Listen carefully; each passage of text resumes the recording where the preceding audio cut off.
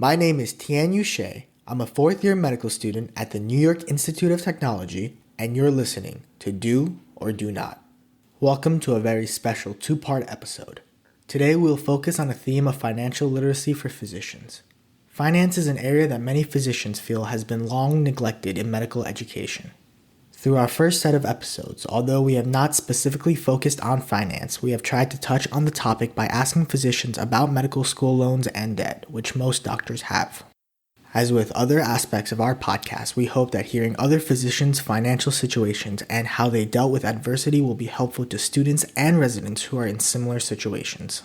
So, in order to set the stage, we will use a technique called case study. For medical students and residents, this will be very familiar, but for our pre-medical students, case study is an educational technique which involves presenting a specific patient in health or disease. The case is then discussed by the team of physicians and ultimately analyzed by the attending or expert physician who teaches what is quote-unquote wrong with them and how we can fix them. So applying that to this episode, we will present an individual's physician's financial journey as our case study and have an expert physician share his diagnosis and treatment. Please note we are not offering any individual finance advice in this episode, and if you have questions, you should seek the help of a financial advisor. In part 1 of our episode, Dr. Ian Storch, an osteopathic physician, has agreed to answer personal financial questions and share with us the decisions he made during his journey. These choices, right or wrong, will be laid out as the basis for further discussion and analysis. In part 2 of this episode, we are excited to have Dr. Jim Dahle as our attending or expert physician. Because of his contributions to students not only in the allopathic community, but also in the osteopathic community, for the next 30 minutes we are offering him an honorary D.O. Dr. Dahle is an M.D. emergency physician who has dedicated himself to educating physicians on the basics of finance. He is the author of the acclaimed book and podcast, White Coat Investor, which, if you are not familiar with, you should be. In his podcast, Dr. Dahle offers advice on specific issues such as real estate investment and general advice such as the famous proverb, live like a resident for the first 5 years as an attending. Dr. Dahle will dissect Dr. Storch's financial decisions and give commentary to both things that he feels were done right and those things that he felt would have been more productive if done differently. We hope you enjoy this episode. So Dr. Storch, what do you think about financial literacy in medical students, residents, and attendings?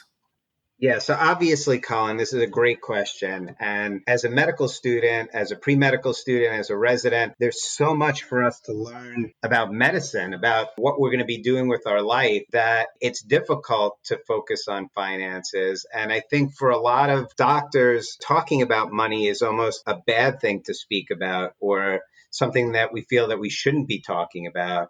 But if you are in finance or in law or in almost any other profession, I think other professionals are very free of talking about these things and they understand the importance. I think they get more exposure and more education on finance than we do as doctors. So I think it's very important, and I think it's something that's not focused on nearly as much as it should be. For this interview, we might be getting a little personal, so we thank you for laying it all out for us. Did you have a lot of money growing up? Yeah, so I grew up in a middle-class family. Neither of my parents went to college. Interestingly, my father always liked to have nice cars and was really into sort of flashy things. And I would say my mom was more of a saver. But ultimately, I wouldn't say we had a lot of money. We were definitely comfortable. But, when it was time to go to college, it was important for me to conserve money. And I went to a state school. So it sounds like your parents were kind of on the opposite spectrum. Did your parents ever talk to you about money, and which one rubbed off on you a little more? Definitely, my father was definitely more of a spender and my mom was more of a saver, and definitely more like my mom. I always felt it was important to save money. My mom worked for Chase Bank and she was always offered stock options as part of her salary, and she always bought stocks. I always remember her as a kid putting her extra money into Chase stocks and saying that that was her savings and that would help her towards retirement. You mentioned that you went to a state school for college. Did you get a job during that time or even before? I always worked growing up. When I was in high school, I worked at an ice cream store. I went to state school, and over the summers, I worked as an emergency medical technician at Jones Beach, which may not have been the worst job in the world. It was definitely nice being on the beach and being an EMT, but I worked the whole summer and saved money so that I could pay for some of my school and any extracurricular activities I would be able to do. Was that enough to pay for medical school or even college? Yeah, that wasn't enough for college. Obviously, loans for college. And then when I went to medical school, I remember looking at the price of medical school and being a little shocked at it. And obviously, like most students, I took loans. I actually financed all of medical school. And yeah, I definitely did not have enough money to pay for school. It was all loans. I wanted to ask if you knew the difference between prices of an osteopathic school and an allopathic school, and if the price actually influenced your decision on where you wanted to go. I don't know at the time that I was applying to school if I really was conscientious of how much it cost. I just wanted to be a doctor and tried to figure out where I wanted to go. In retrospect, having gone to a public college that was much less expensive than the private medical school that I went to, I think that, maybe if I would have done it again, I would have looked a little closer at state schools, which I didn't do. But on the other side, my wife went to private school for all of her education, and her perspective is she's not a physician. She does have a master's, and she feels that there's more value to a private education because of the smaller class size and things like that. So there are pros and cons to both. You can't look at everything financially. Were there any different loans that were available to allopathic schools that maybe weren't available to osteopathic schools? No, Colin. Again, I'm going from my experience, and I don't think there's any difference now. But in the United States, you get loans for medical schools, so they don't separate allopathic or osteopathic school. When I went to school, and again, I apologize that I don't know what's available now, but there were HEAL loans, which took up the bulk of tuition, but there were also Stafford loans, which are governmental loans, some of which were subsidized and some of which were unsubsidized.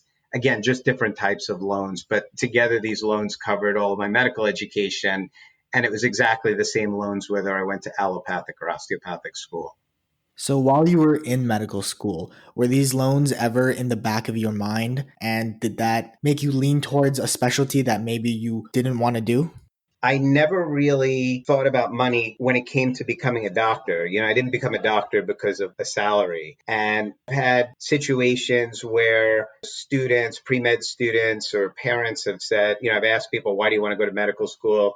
And they say, because I want to be rich. And I think that's a really silly thing to say. Clearly, if you want to make a lot of money, it seems like going into finance is a right career. So that's certainly not a reason to choose medicine. When I went to medical school, I was always a little conservative with money. However, there are things that I definitely spent money on. And remember, everything was on loan. So I lived with two other students, and we decided to actually get a nice apartment. We didn't live in a fancy neighborhood or anything crazy, but we definitely chose a nice place to live. In retrospect, I've spoken to friends that lived in really dingy, dark, nasty places to save money. I think the fact that we spent money and lived in a nice place had value. I remember in medical school, we went on a few vacations. My friends and I went to Turks and Caicos one summer, and that was on loan money. I don't know if that, from a financial perspective, was the best thing to do, because obviously I had to pay that back with interest. But on the other side, that's time off. Summers during medical school is time off that you're never going to get again. So again, I think everything has to be weighed. You can look at everything fully financially, but from a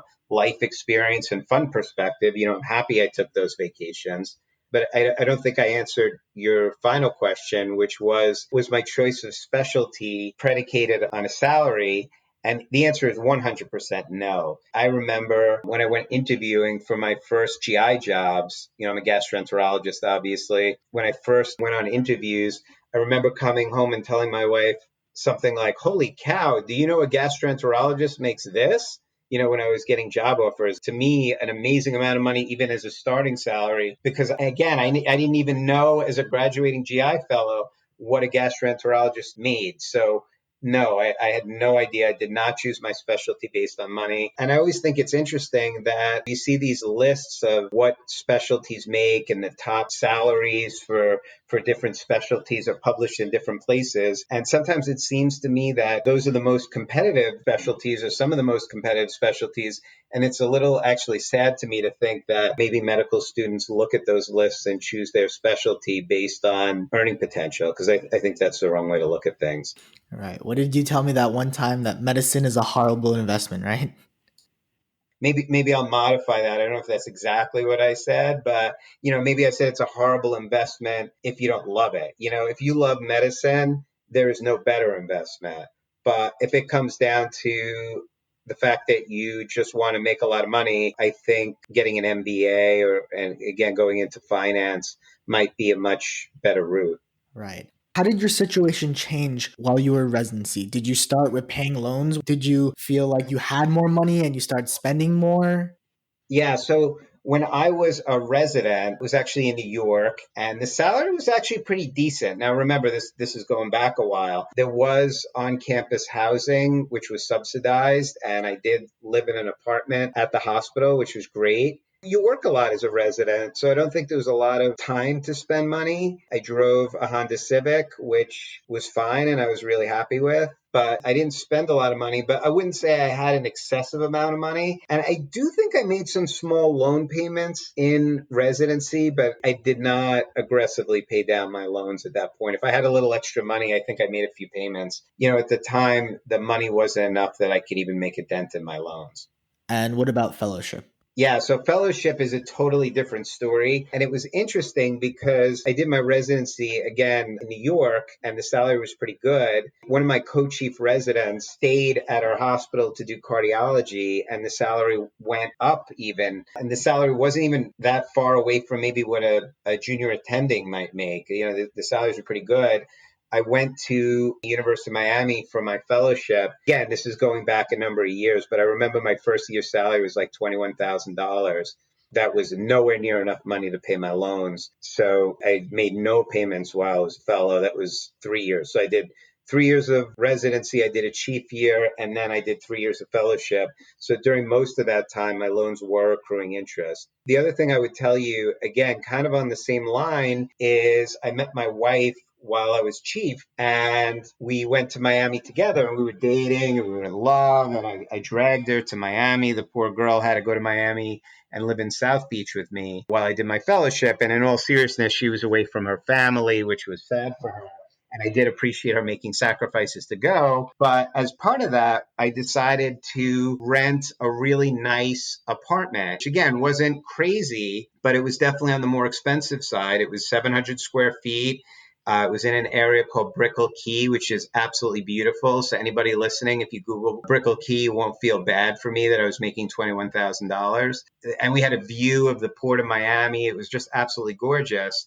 But again, I think part of living in that apartment, one of the issues was that money could have been gone towards loans. But again, I really wanted to enjoy the time with my wife and enjoy my downtime while I was doing a very difficult fellowship. And that was important. So again, I think the idea of focusing on finances and not going crazy is important. But at some point, you also have to live your life and enjoy things.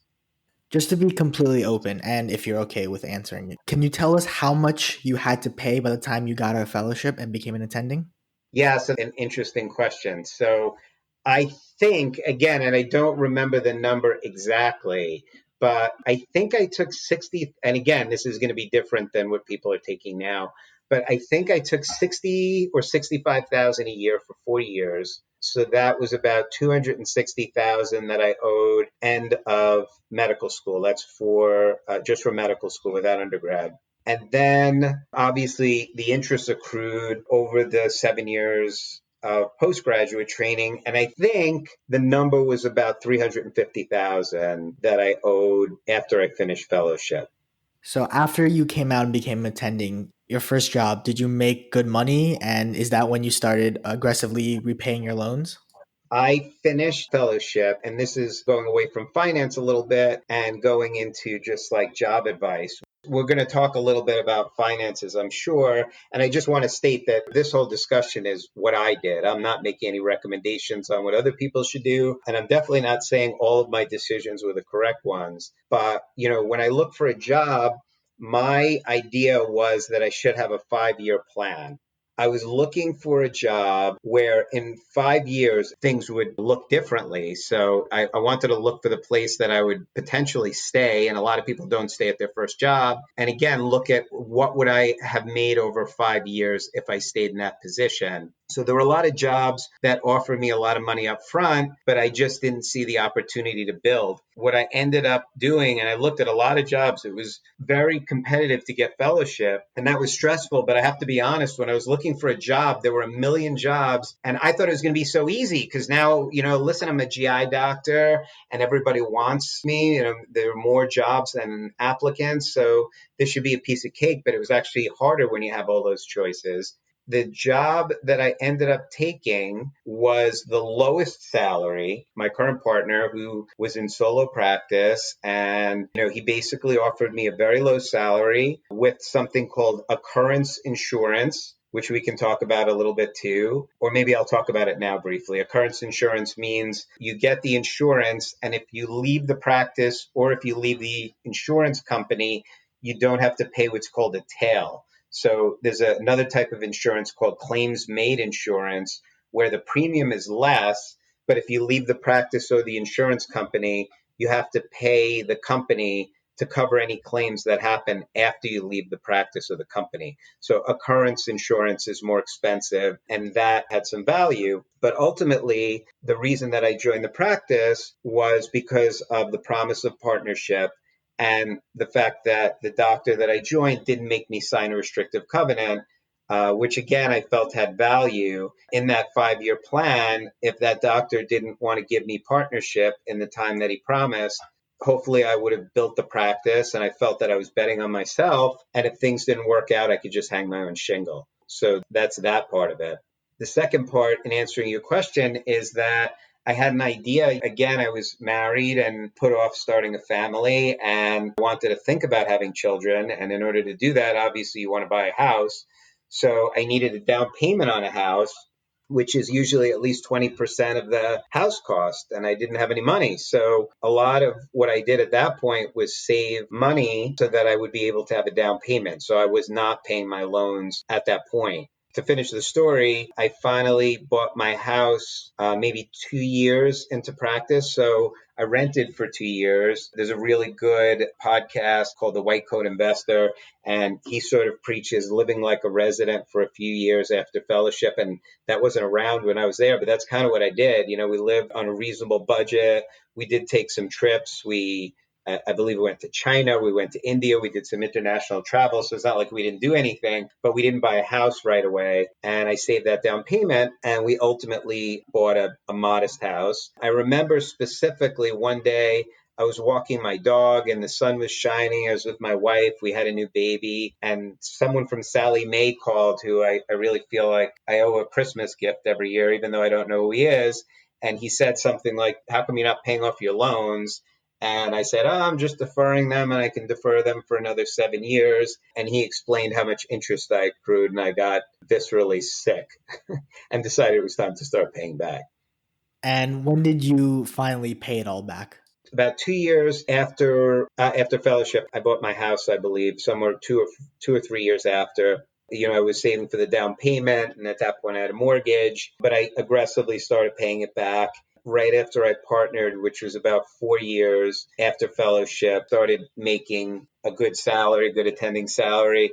And then I just aggressively paid everything back in as short a period of time as I could, which, interestingly, in retrospect, may not have been the best idea. Right. I was just going to ask that because, like what the White Coat Investor says, live like a resident. I was going to ask you if, in retrospect, was it a better idea to live like a resident, pay off your loans, or do you think you would still do the same thing and buy a house again and go traveling and things like that? Yeah, again, so I think you need a house. I think a house is an investment. That's number one. So I think when you have a family, you want to buy a house. Again, I did put it off a couple of years. I think that was the right choice. But I guess the question always becomes, and this is a much bigger question and something that is important, and we can't go into this in this podcast. We don't have the time.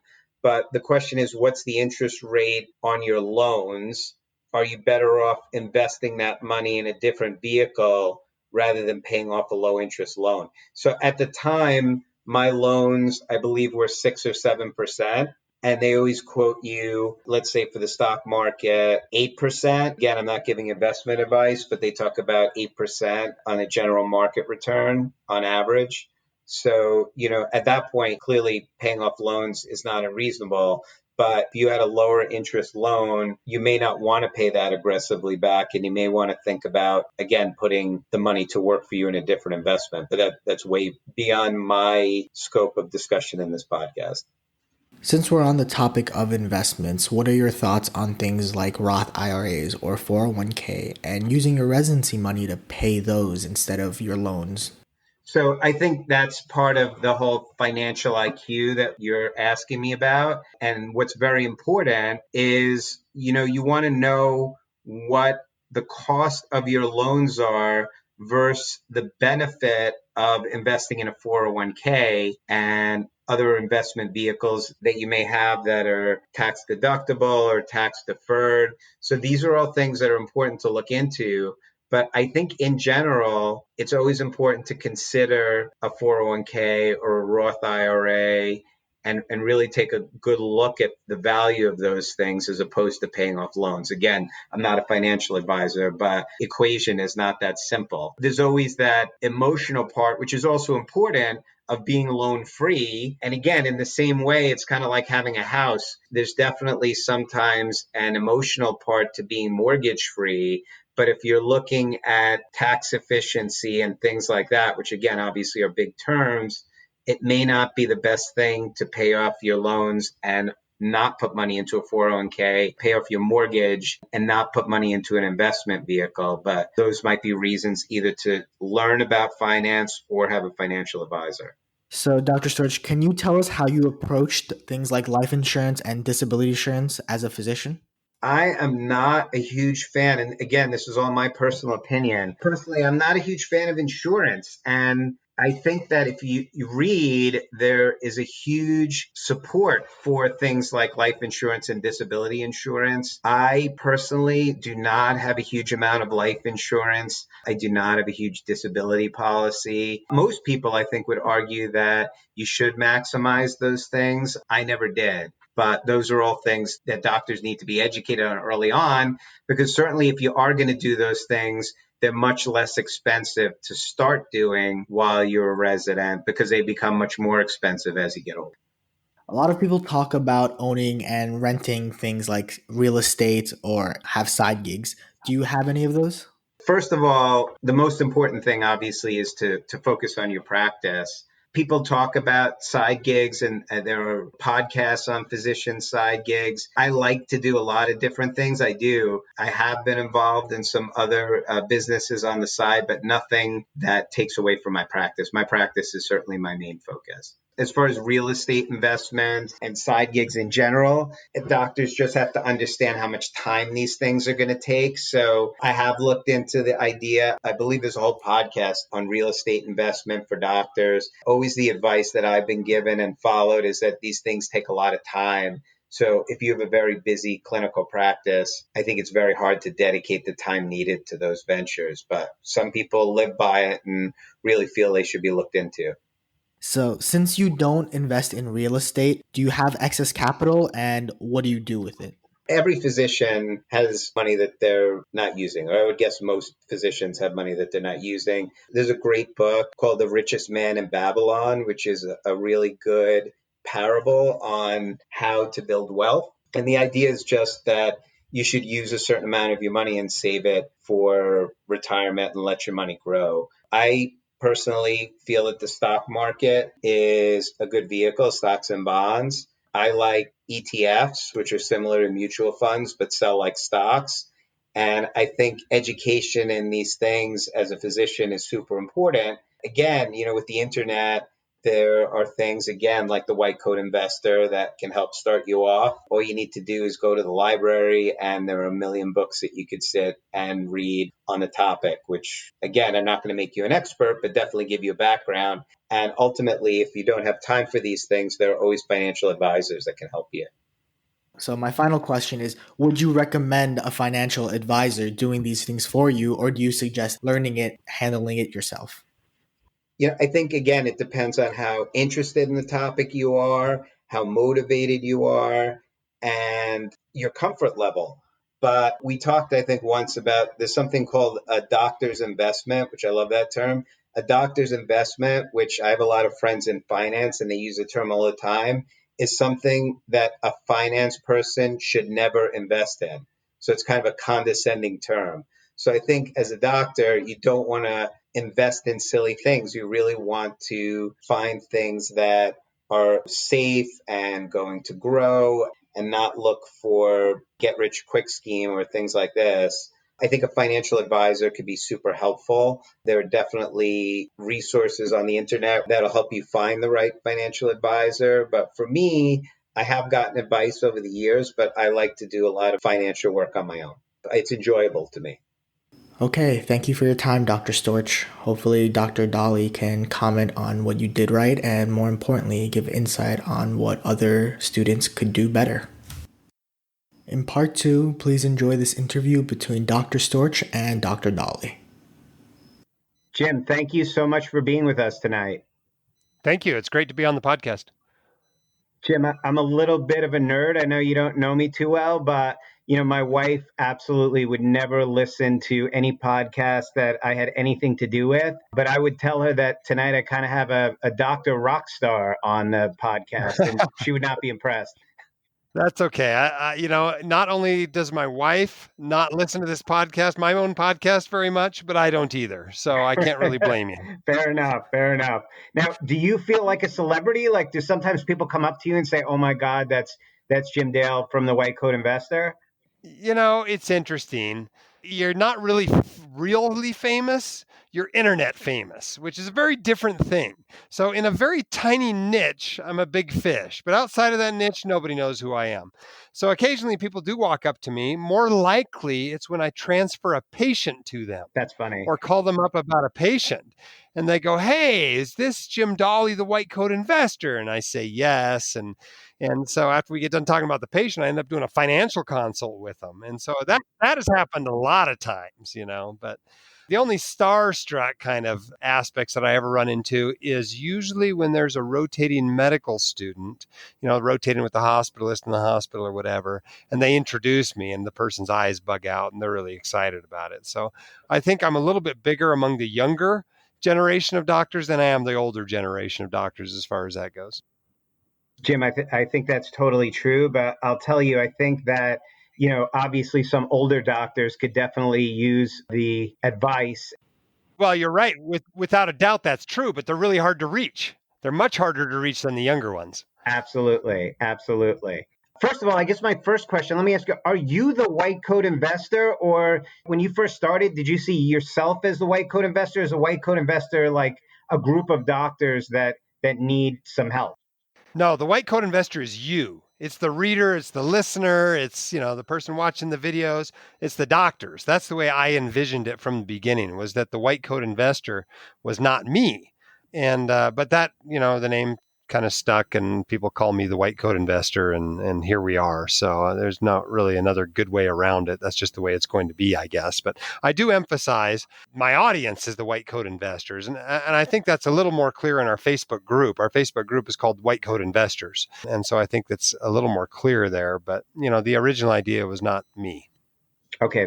So can you tell us again, we're going to get into your expert opinion on our case study, which for better or worse is me. But can you tell us, how did you get this idea and what was the process? And can you tell us about the White Coat Investor as a podcast, as a book, and as a course? Sure. I mean, the idea behind it was kind of birthed in 2011.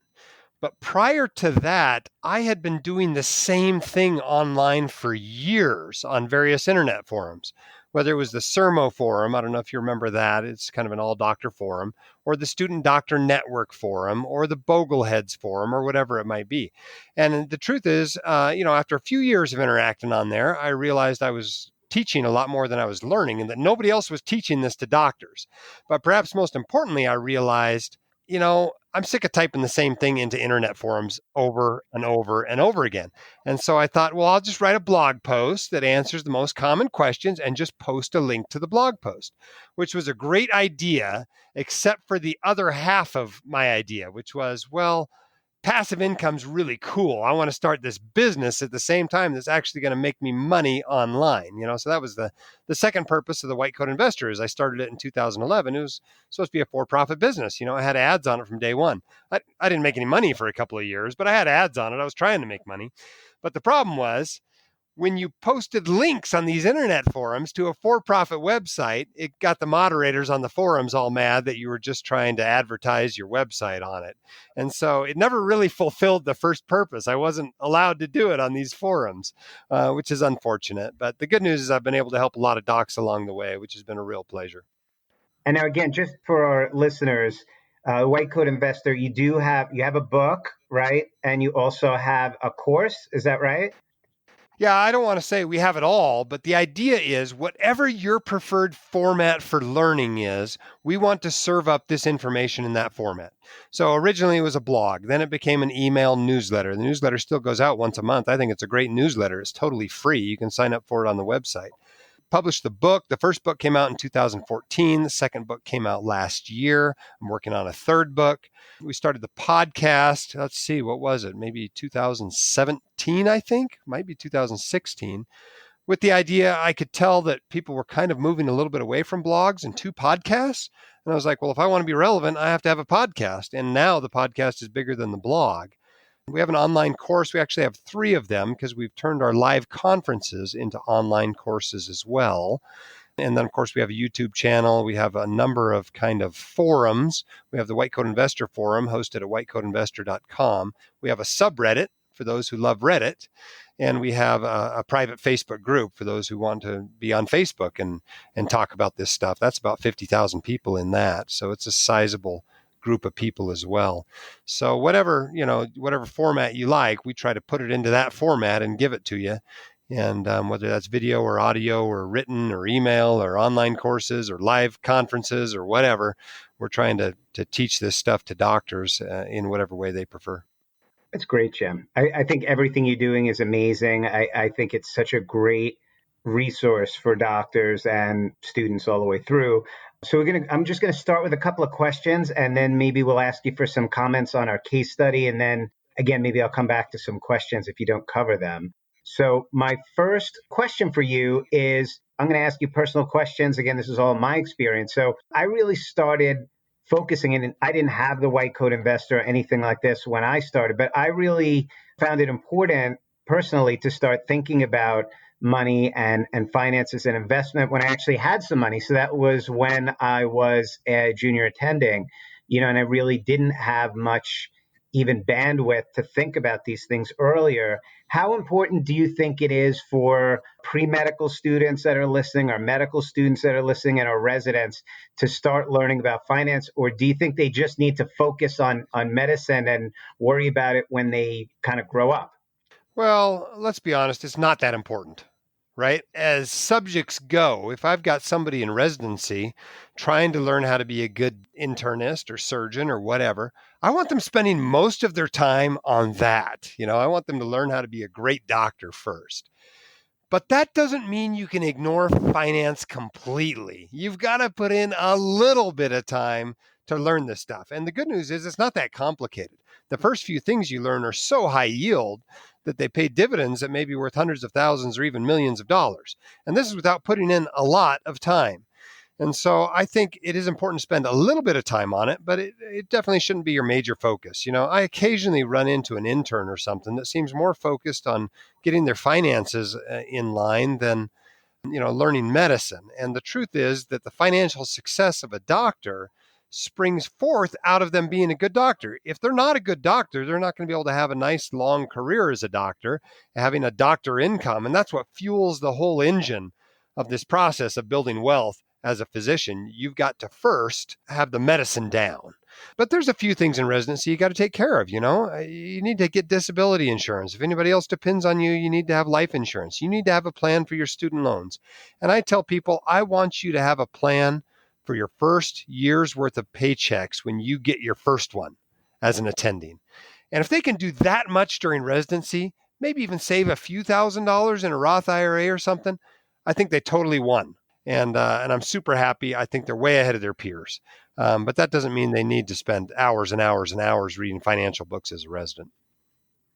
Jim, just a short story. When I was a medical intern, I had a medical student who was from NYU. I remember his name, but obviously we're going to keep him anonymous. But he was, I believe he went to Harvard for undergrad. He had very good pedigree. And every time we're on rounds and somebody asked him a question, he didn't know the answer. And one day I asked him, I said, John, what do you want to do when you grow up? What do you want to do for residency? He said, I want to do neurosurgery. And I said, oh, that's interesting. I said, I don't mean this offensively, but you really don't know much medicine, that's kind of a high aspiration. And he told me that he had taken out some loans on his credit card and he was playing the stock market and he just wanted to pay off his student debt and then he was going to start studying. I guess that case study you'd probably not agree with. That's bizarre, right? I mean, in order to do anything in medicine, much less neurosurgery with its 6 or 7 year residency, you've got years of studying and training to do. It's not something that you can put off. If you want to do this, it's got to be a pretty major life dedication for at least a decade and a half. At that point, maybe you don't have to do 80 hours a week of it to be good at it. But somewhere along the line, you've got to get that experience. The last thing your patients deserve is a poorly trained doctor. I appreciate that. Yeah. So again, he'll remain nameless, but that certainly doesn't sound like good advice for him. Yeah. And not to mention the perils of day trading stocks to start with, right? It's not like this is a great way to pay off your loans anyway. Okay. I'm digressing. So as far as, let me start with this. Tian Yu actually stated during his interview with me that if I think that medical school is a good investment. Maybe I could just repeat that question to you and tell me what you think before we start talking about finances. Yeah, I picked that one out of your interview. I just got done listening to your whole interview with him, and I picked that one out as something I definitely wanted to talk about during this segment because I think medicine is a good investment. Compared to these other professions, it is head and shoulders above them. Take a look at veterinary medicine, for instance, right? These vets are coming out with average loans of $150,000, $200,000, not that much less than a typical MD or DO. And yet, what salary are they finding? $60,000, $70,000, right? This is not a great investment. If you rack up, if that's the average investment, there are some vets that are probably racking up $300,000, $350,000 and then taking a salary of $60,000 or $70,000. That's a bad investment, right? There's a lot of attorneys going to these private law schools. They come out, they're struggling to pass the bar. They end up with a job paying $50,000 a year. This is not a great investment. Even pharmacy. I've been amazed at some of the loans I see pharmacists coming out with, and and maybe they're making $100,000.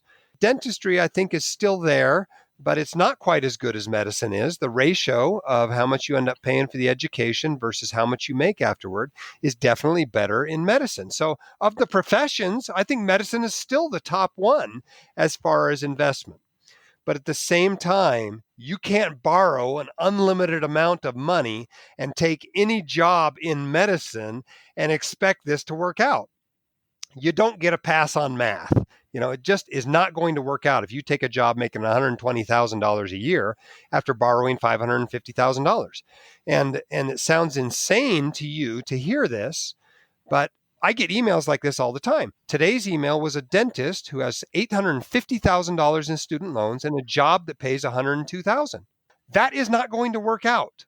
The debt, the interest on the debt alone is equal to this doctor's entire take-home pay. It's just not going to work out. So it's not like it's always has to be a good investment. You should go to medical school no matter the price. But I think in general, the average MD's coming out with something like $200,000, $205,000 right now. The average DO is coming out with something like $240,000, $250,000 right now. And the average physician is making $275,000, I think, on average. You put those numbers together, that's still a good investment. It still works. But you get in the top quartile of debt and the bottom quartile of income, and it starts getting to the border of where it may not have made sense. It may not have been a good investment to take on that debt. That's a great answer, Jim. Much better than mine to TNU, and I think he'll appreciate it. So just as an aside, Jim, do you want me to keep asking you questions, or do you want to go through a little commentary on the dialogue, on the my interview? Well, I don't know that I have a lot of comments on them. I took a few notes down. For instance, you talked about how you borrowed undergrad loans and then, of course, took out med school loans. I mean, nobody's working their way through med school these days, right? If you're paying $40,000, $50,000, $60,000 a year in tuition, nobody's working their way through that, right? You're not going to go down and wait tables at night or something and pay for that. But on the undergrad side, I think there are a lot of ways that you can come out with either very little debt or no debt at all. And that's because the price varies so much from some schools to other schools. Here in Utah, we're totally blessed, right? We've got these undergraduate institutions that are dirt cheap. Our flagship state university is like $8,000 a year. The biggest private university in the state is less than $6,000. And the other state schools are even cheaper than that flagship school. And so it's entirely possible to work really hard in the summer, save up a bunch of money, and go to school totally debt-free. And so I do encourage people to try to get out of undergraduate debt-free. I saw a tweet this morning, I think, from someone who had just signed for their first year's med school loan, and they are now $200,000 in debt. She expects to be $650,000 in debt when she gets out.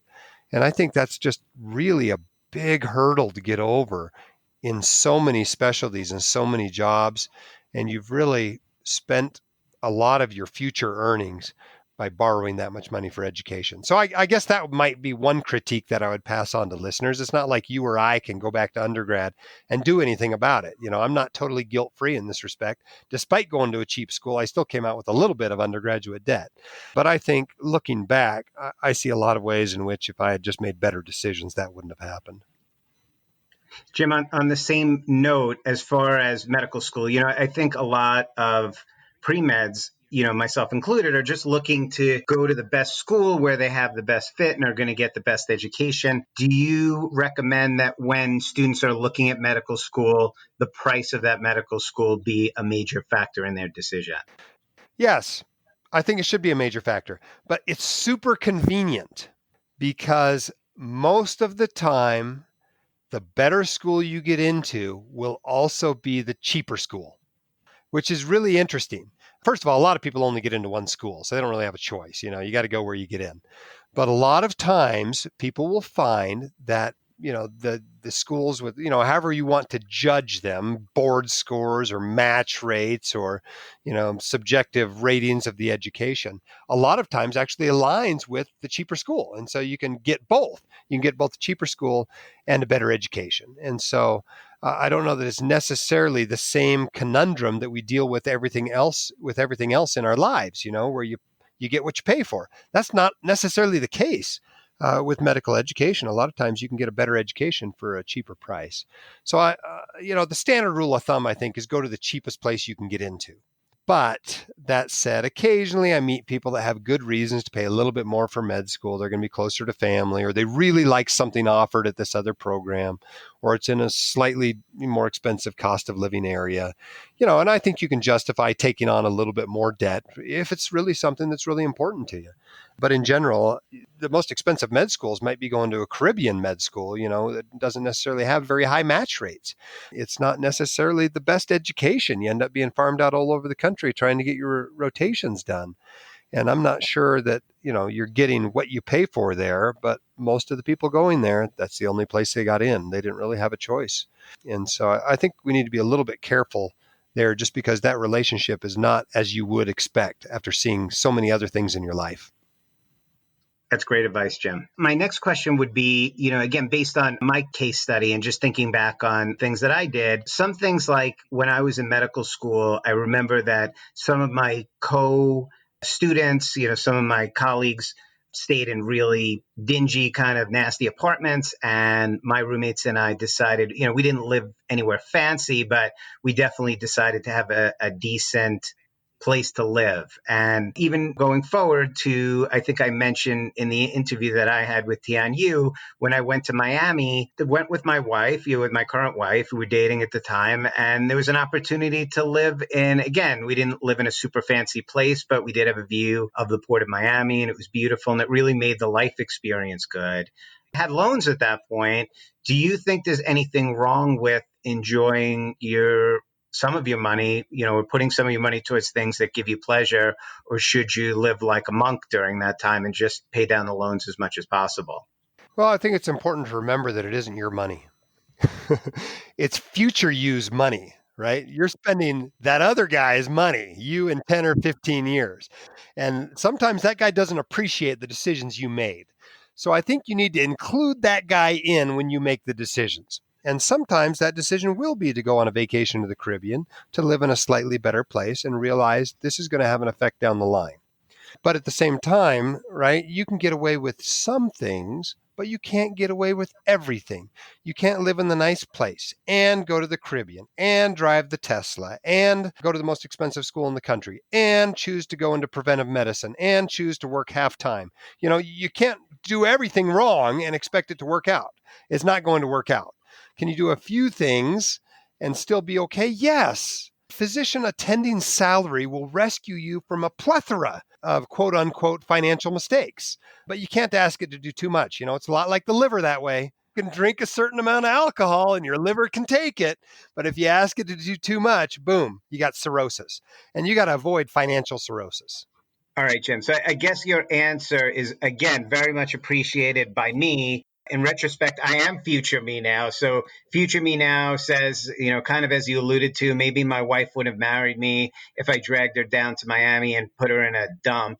So that part worked out well. And divorce is certainly expensive. So, we lived in moderation, but did enjoy. And the decision from now for future me is I did okay. So that I appreciate that. Keep in mind what's going on here, right? I mean, you're very successful. You've done very well for yourself. And most doctors can get to that point. My mission, the way I see it, is really for the 25 percentile of doctors who don't get to that point. And it's a substantial chunk of doctors that, because they make too many non-optimized decisions, it's just too much for their income to overcome. And so, I don't think those who are in the top 75 percentile who haven't made all these mistakes and have recovered from the ones they've made need to beat themselves up over them. They've been successful. Doctors are still making the top 1, 2, 3% of incomes in the country. And, it might not be on par with the most successful finance guys and the most successful entrepreneurs, but it's still better than the vast majority of Americans. And so I think the goal is not to lose at this game. You don't necessarily have to win at it. You really only need to get enough money. And once you have enough money, a little bit more doesn't make you any happier. Jim, my next question is about disability and life insurance. And I think, as I mentioned in the podcast, that's one thing that certainly I think a lot of financial people would disagree with that I've done. So I never had a lot of life insurance or disability. And interestingly, I recently spoke to an internist who we had on the podcast, and we had this discussion sort of offline. And he mentioned that he didn't take life insurance policies when he was a resident, which would have been, and he remembers what it would have cost, which was very little. And now he has some health issues and nothing serious even, but he has some health issues which have made his premium very high. So can you please comment on the importance of life insurance and disability? Well, let's start with life insurance, right? The thing about life insurance is you need two things to go wrong for a bad outcome. Number one, you have to not buy life insurance or not be able to buy life insurance. And number two, you got to die while somebody else is depending on you, right? If both of them don't go wrong, you're fine. And in fact, you probably save money you can use for something else. And so a lot of people get all upset that they're not able to buy life insurance or not able to buy it at a good price or whatever. And I'm like, well, only one of those things has gone wrong so far. So far, you're still good. If you can reach financial independence without dying, then you're still okay. So the first question with life insurance is, does somebody else depend on your income? What is the plan financially for those people if you die? And if you are a GI doc and you are married to a cardiologist, maybe you don't need life insurance. That cardiologist can go out and earn enough to support him or herself and any children you may have, and they're going to have a perfectly nice life, even without your income. And so I think you have to look at the consequences. Likewise, if you've got 5 million bucks already in the bank, maybe you don't need life insurance. You're already financially independent, can live off that nest egg, and you don't need the life insurance. Or if you're single and no children, you don't necessarily need life insurance. So I think what you really have to do when deciding how much you need is look at what is the plan. What is the plan if you die financially? And if the plan is to have enough money to pay off the mortgage, to have $200,000 a piece to send the kids to college and grad school, and to have enough money that your spouse never works again, then yes, you're probably going to need a few $1,000,000 of life insurance for at least 15, 20, 25 years of your career. But if the plan is something different from that, maybe you need a lot less or even none at all. So I think it's a kind of an individual decision. Some people just want rules of thumb. And so I give them rules of thumb. I tell them, make sure you get a couple $1,000,000 in term life insurance, 30-year level term. But obviously rules of thumb don't apply to all people. Okay. On the disability insurance, Jim, what are your thoughts on that? Well, here's the deal with disability insurance. I think everybody should talk to a doctor who got disabled early in their career. And I think if you did that, you would take disability insurance pretty seriously. Because here's the deal, right? The most you're going to get from Social Security disability insurance is about $3,000 a month. And going from physician attending making $10,000, $20,000, $30,000 a month to $3,000 a month is a pretty dramatic lifestyle change. And I think probably behooves most doctors to have disability insurance. Again, the same questions are asked, though. What is the plan if you get disabled and cannot work? Are you able to live and have a reasonable life off your partner's income? Do you already have a bunch of money in the bank? Maybe you don't need disability insurance in those sorts of situations, or you need less of it. But for most doctors, I think they probably ought to be buying about as much as they'll sell you in residency and buying even more when you become an attending. Because your need for disability insurance is really never higher than at the beginning, when you have no assets whatsoever to live off of. And then as you move throughout your career and build some assets and your nest egg gets bigger, that need for disability insurance actually goes down and down and down until you become financially independent and can simply cancel it and save those premiums. So I generally recommend that anybody that has anyone dependent on them does buy some term life insurance, and that most docs, that don't have some alternative plan, buy some disability insurance. Now, I can't remember from the podcast how much you said you have, so I don't know that I can critique your decision, but I would critique it based on those criteria.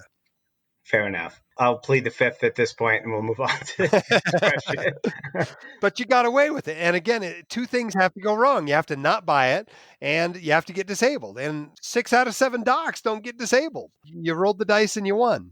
Yeah, as a GI doc, sometimes my wife, she'll be like, "Oh, we're going on a ski trip," and I said, "Listen, I'm going to sit here and drink hot cocoa," and she's like, "Oh, I think you'd really like skiing," and I just kind of explained to her that's probably not a good idea. Yeah, it would really make me sad to miss out on an adventure because I didn't have disability insurance. But I'm kind of if you've read my blog, I'm kind of big into adventure. So, in the last month, I've been backpacking and whitewater rafting and canyoneering and doing via ferratas. And, when I was doing that stuff, it sure was nice to know that if something happened to me, my family would be taken care of. I like hot cocoa, so I'm okay. I appreciate it. So my next question, and I guess this is more of a practice question. Tell me if you think this is an appropriate question for you. But, when I sat down and looked for my first job, and I remember some of my co-fellows, my senior co-fellows going through this, I kind of had this idea that I should be looking for a practice with sort of a 5-year time horizon, where rather than look at what I was going to be making the year that I started, I was looking at sort of what is my potential of partnering in that practice. And when I became a partner, over 5 or 6 years, what would my total revenue have been for that period of time as opposed to just when I started? And one of the things that I talk about during the interview, occurrence versus claims made insurance. And there are a lot of things that practices can offer you, like not giving you occurrence insurance, which can actually decrease from your total income over that period if you don't stay with the practice. Do you give advice on things like choosing a practice? And do you have any thoughts on any of the things that I just mentioned? I have a few thoughts about it. I think you did it great. I loved your segment about your 5-year plan. I think far too many docs are focused on their income the first year, and a lot of that happens because they just have these massive student loan burdens, so you can't give them too much crap about it. But if you have a 5-year plan, you're focused more on what you're going to make as a partner, or what you'll be making in 5 years, what your lifestyle will be like in 5 years, how much you're going to enjoy your practice in 5 years, how much control you're going to have over the practice in 5 years. You're just going to make better decisions. And I really liked how you went into it and said, you know what? I got a backup plan. If this partnership doesn't work out, I'm going to stay in the same town. I'm going to take my patients with me. So I need to make sure there's not a non-compete in my contract that would keep me from doing that. And I had a similar thing happen when I joined the group I'm currently with. They had a kind of a standard non-compete in the contract, which made no sense whatsoever, right? Because I'm an emergency doc.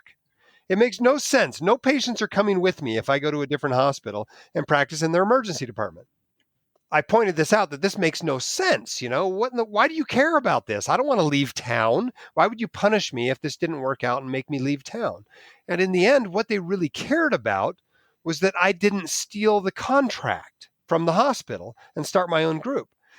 And I'm like, well, let's just write the non-compete to keep me from doing that. And they're perfectly happy to do that, right? And so I essentially didn't have a non-compete that I cared about in the contract. Now the group worked out. Obviously, I've been there for a decade and it's fine. But, I think those sorts of things really matter.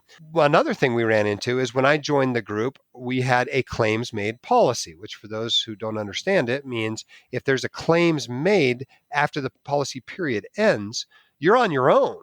That policy isn't going to pay for it, even though the incident occurred while the policy was in force. You have to buy an occurrence policy to get that coverage. And so if you just have a claims made policy, you need to buy a tail policy at the end to cover that sort of an event happening. And so when I joined the group, there was a claims made policy in place. And so this was part of our negotiation. Well, who's going to pay for the tail? And we finally settled on if I left, if I quit, I had to pay for the tail. If they fired me, they had to pay for the tail, was what we negotiated out to. But before we did that, we needed some information that neither one of us had at the time, and that was the price of a tail. And so we went and got the price of a tail. It was $55,000. It wasn't insignificant. It was like 2.5 times the annual premium on the policy. And me digging around with that question and challenging them on that question, within 2 years, we had an occurrence policy because they all realized that they would have to buy that tail if they left the group. And it became much less attractive to them. So now we have an occurrence policy in the group. Yeah, I think that's a great point. And it just sort of underscores the importance of having some amount of financial IQ as you go through. And you don't have to be an expert, but you need to have an idea of what the different issues are. And I think that's where the importance of your white coat investor comes in as an entity and helping doctors. Yeah, for sure. I appreciate that.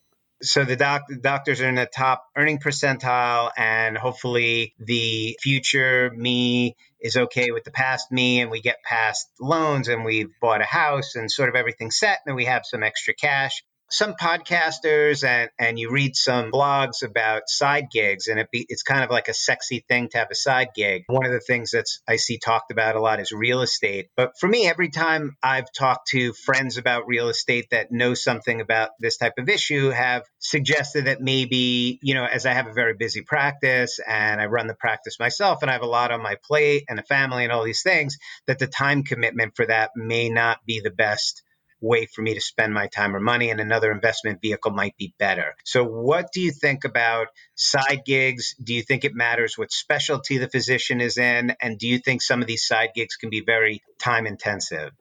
Well, I think it really boils down to you asking yourself what you want to do with your life. And I'll use an example from some friends of mine. You may know Letty and Kenji, who run a website called Semi-Retired M.D. They have a very successful online course teaching doctors to invest directly in real estate. They're both hospitalists. Between the two of them, they work about a half FTE. Kenji, within the last year or so, has qualified for real estate professional status, which gives you some pretty unique tax benefits, but basically requires that you work at least 750 hours a year in real estate and don't work in anything else more than that. And I think real estate's a great career, right? I think it's a great way that you can make a lot of money and can have a wonderful life and can help a lot of people and do a lot of good, providing housing for people. But it's not the life I wanted, right? I went to medical school because I wanted to be a doctor and I wanted to practice medicine, so on and so forth. If you get 10 years into this pipeline, 15 years in this pipeline, 20 years into this pipeline, and you realize, you know what, I've changed. I don't want to work 50 hours a week anymore in medicine.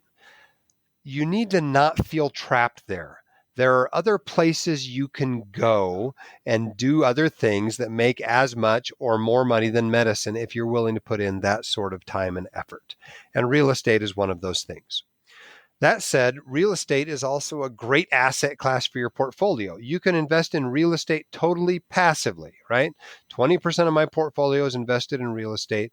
I can't possibly spend more than 2 or 3 hours a year on my real estate investments. It's totally passive and you can invest in real estate that way. But that's not the same thing as having 50 doors that you control, that you are rehabbing homes, or you are going out and selecting the properties, or you are overseeing the property managers, or worse, managing them yourselves. That has many, many aspects of a second job. And if that's attractive to you, it can be a great second job. If that's not attractive to you, don't feel like you have to do that in order to be financially successful. You can be financially successful just going in and scoping people or working your shifts or going to clinic, carving out 20% of your income and investing it in boring old index funds. You will retire a multimillionaire and have more money than you know what to do with in retirement. But if you want to have even more money, you want to have 10 or 15 or $20 million by the time you keel over, maybe you need to look at something other than medicine. It might not be what gets you there. So it's far from me to criticize somebody with an entrepreneurial bug. Obviously, I have an entrepreneurial side gig that's grown into this massive thing. There's 9 of us working here now, at the White Coat Investor. And so I can't really criticize somebody who wants to try something like that or has a great idea or wants to contribute to the world in some way other than medicine. But you really need to look at your life and figure out what you want to do with your life and realize that most successful entrepreneurs at some point are going to put in a ton of time and effort and energy and risk and maybe money in order to be successful. And if that's not something you want, maybe you shouldn't go down that road. Just try to see the end from the beginning of what you want out of your life. Realize some side gigs are more time consuming than others. If you just want to take some surveys online and earn a little extra cash, you can do that. If you want to do a little bit of medical legal work, you can do that. It might even make you a better doctor as you look at other doctors' charting. But if you really want to get into where you're spending half of your time or more on some sort of a side gig, you need to sit down and ask yourself what you want out of your life. Jim, that's amazing, amazing advice. Totally appreciate it. My last question, and again, thank you so much for spending the time with us tonight. I feel like a lot of physicians, and myself included, part of the interview, were very concerned with paying off loans. Same, from medical school, obviously, and, in the same way, become very concerned with paying off a mortgage. So again, in my own example, when I was younger, I was very concerned with paying off my loans as fast as possible. And as I stated in the interview, I believe my medical school loans were at 6.5% or 7%. So that may not have been a bad decision. But currently my mortgage, and again, I'm sharing, everybody knows what mortgage rates are now. So I guess that's not a secret, but my mortgage is in the 3s. And certainly I have no sense of urgency to pay off my mortgage. And actually, I think I'm better off not paying off my mortgage. And if I have extra money, putting it into something that maybe give a little more return. So question for you is, do you think that medical students should have a sense of urgency to pay off their loans and or to pay off a mortgage when they get a little older? Or do you think that it's important and that they owe it to themselves to really look at the big picture and understand the finances of those decisions? You know what the biggest problem with this question is? The biggest problem with this question is there's no way to give an honest answer without giving a nuanced answer. And when I give this nuanced answer, the wrong people are going to hear the wrong message. And the problem is most doctors are not as debt averse as they ought to be. They're too comfortable with it. They're dragging around too much debt. And so when I say, it is entirely possible to carry some debt and do better than that investing. Certainly the math works out that if you borrow at 2 or 3% and you earn 6 or 7%, you're going to come out ahead.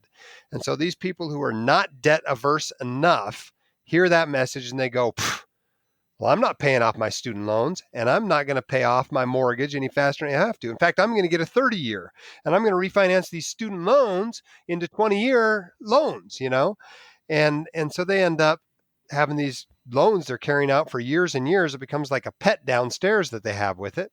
And they have this idea that they're going to invest, right? Well, I'm just going to, since I can invest at 6 or 7%, I'm just going to carry this debt. And in the end, people being what they are, people, the behavioral finance aspects come in.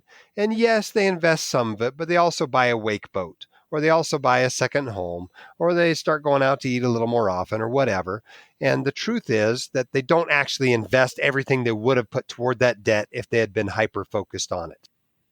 And so they end up not coming out ahead despite making what seems mathematically to be the right decision. On the other side of the spectrum, we have these people that are probably a little bit too debt averse, right? All of a sudden, they hate debt. They don't want to go into debt for anything. And they miss out on getting the match from their employer's 401k because they're too focused on paying off their 2% mortgage, or they pay off their student loans before they invest a thing, and they miss out on all these great contributions you can make to Roth IRAs and 401ks with their estate planning benefits and their asset protection benefits and their tax benefits. And so you can certainly go too much to the wrong side as well. And so when I give a nuanced answer, those folks hear, oh, well, I should always pay off debt. People end up reinforcing what they already believe from what I say. Whereas I wish I could figure out a way to get them all to do the opposite. Those who are too debt averse to maybe invest a little bit, and instead of paying off their student loans in 2 years, maybe pay them off in 4 years. And meanwhile, maxing out all these retirement accounts. And on the other end, get people to pay off their student loans in 5 years instead of 15 years. And just realizing that they, like me, like to buy stuff eventually and don't necessarily always invest the difference like they think they're going to in the beginning when they make that decision. A continuance of that question. And obviously, I think that's a great answer. And it obviously depends on the individual. And I think that's an amazing point. Is it the same question as asking if someone should have a financial advisor? Do you think it depends on how dedicated the person is or how focused they are on balancing their finances and really understanding and managing it, whether they should take your course and or do their own investing, maybe get some books on the stock market and figure out how ETFs work and the best way to have a balanced mutual fund or ETF portfolio, or to get a financial advisor to give them advice on how to budget and how to do these things? Well, I think a lot of it comes down to the individual, their particular aptitudes and their particular interest. Let me give you an analogy. I just got back from a rafting trip. We were rafting on part of the Colorado River. And I applied for the permit. I bought a boat. I read the map and the description of the rapids. I went and did a few other rivers first with this boat of mine. I put the group together and we went up there and arranged the shuttle, and we made sure we had the right food and we had all the equipment required to go on the river. And we went down the river and had a great time on what are some pretty hairy rapids and got through it, and everybody had a good time. That's kind of the do-it-yourself mentality. For someone who likes to do that sort of thing, that's perfectly fine. And if you do it well and you do it right, you will be safe and you will have a good time, and you'll probably save some money. Certainly, if you go rafting a lot, you'll save some money. Eventually, you'll pay for that raft. On the other hand, there was a group of people on the river, a bunch of people from Miami who had hired a guide, and they sat on the raft while the guide did the rowing through the rapids and guided them through the rapids. They got to feel the same splashes of water that I did, but they didn't get to row the boat. But at the same time, they didn't have to set up the shuttle. They didn't have to get the permit. They didn't have to buy and outfit the boat. They didn't have to read the manual. And so some people like to take the guided trip when they go whitewater rafting, and some people like to do it themselves and like the feeling of control in the rapid when they're at the oars and find it pleasurable. So you've got to decide what kind of person you are when it comes to your finances. Are you a hobbyist who loves this stuff, likes to read about it, goes on internet forums and talks about it, reads the White Coat Investor blog every morning over breakfast? If you're that kind of a person, you're probably not going to be happy with somebody else rowing the boat in the rapids. On the other hand, if it is like pulling teeth to get you to read one financial book, you should probably hire a guide to go down the river, right? And the best thing I can do for those folks, and it's probably 80% of doctors, quite honestly, is get them in touch with a financial advisor who offers good advice at a fair price. Just to kind of finish things up, if someone's listening and they're like, Jim Dahle is God, and I want some help. I want some advice as far as getting your book, joining up for the course. How would they go about doing this? Can you just give us a 2-second introduction to how they would go about, just Google your name or Google White Coat Investor, or how would they get to you? Yeah, I mean, the hub for everything is at whitecoatinvestor.com. If you go through the menus there, it'll take you to the podcast and the video cast and the online courses and the books. And, there's a Start Here tab that'll get you started on some basic stuff. If you sign up for my email list, I'll start sending you these boot camp emails, which will bring you up to speed as quickly as possible. So whitecoatinvestor.com is a place to start. Truthfully, although it's a for-profit business, we all still feel the passion of helping doctors get a fair shake on Wall Street there. I just wanted to say again, I think the comment that TNU made during my interview, which was that we were granting you a 30-minute D.O. for our Do or Do Not podcast. I think it's going a little over 30 minutes, but I think all doctors really owe you a thank you for doing this. And I think what you're doing is great. It's very kind of you. I appreciate your kind words. This concludes our episode of Do or Do Not. Send all inquiries, comments, suggestions, and even let us know if there's someone you want us to interview to doordonotpodcast@gmail.com. Don't forget to like us on Facebook at Do or Do Not Podcast for updates. If you enjoyed our podcast, please share it with your classmates and administration. We have plenty of more interviews lined up, and we're excited to share them with you. This is Tian Yu Shea. Thank you guys so much for listening to Do or Do Not.